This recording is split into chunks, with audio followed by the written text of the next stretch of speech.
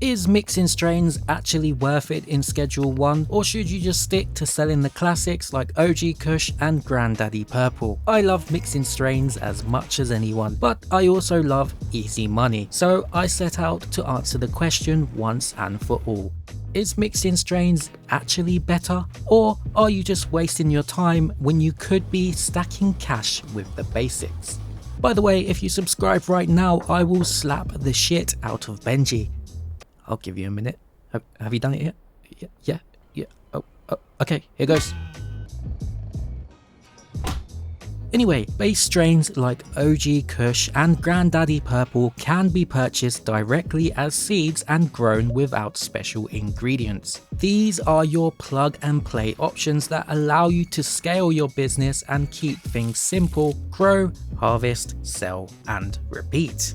As you start off, you'll be growing base strains to stack your money early and scale quickly without things getting complicated. Simply just grow what the streets want and keep it moving. Base strains can fetch decent money if you're smart about your timing and demand. It's clean and low maintenance.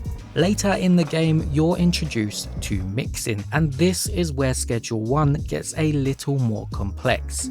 You can combine base strains with a wide range of ingredients or mixers to create your own hybrids. Each mixer adds an interesting effect to the strain, and if you get it right, you can sell it for a lot more. Now, you can fine-tune your mixes to create strains with multiple effects, more addictiveness, and big money. The trade-off is that mixing strains takes time.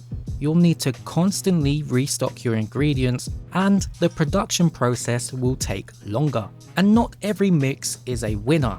Some are straight up wasteful. So make sure you do check out online resources to find the best recipes. Sites like Schedule 1 Calculator, which is linked in the description, has player submitted mixes that are actually worth your time.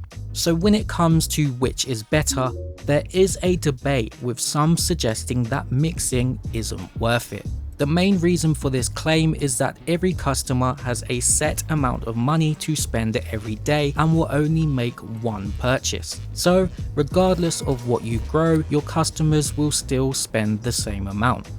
Now that part is somewhat true, however you can negotiate for larger deals and sell more quantity, but even if you do this, the difference in money you make will not be significant. Now what this idea fails to mention is that if you only rely on base strains, you'll need to sell more to make the same amount.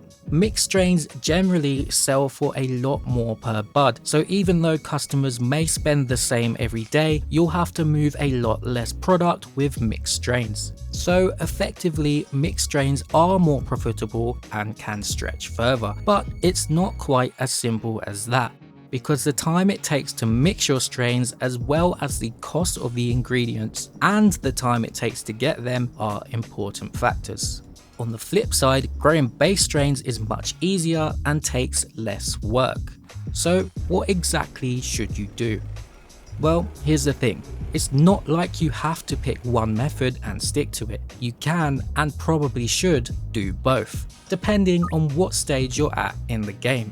In the early game, you can stick with base strains. They're quick, cheap to produce, and help you to learn the flow of the game.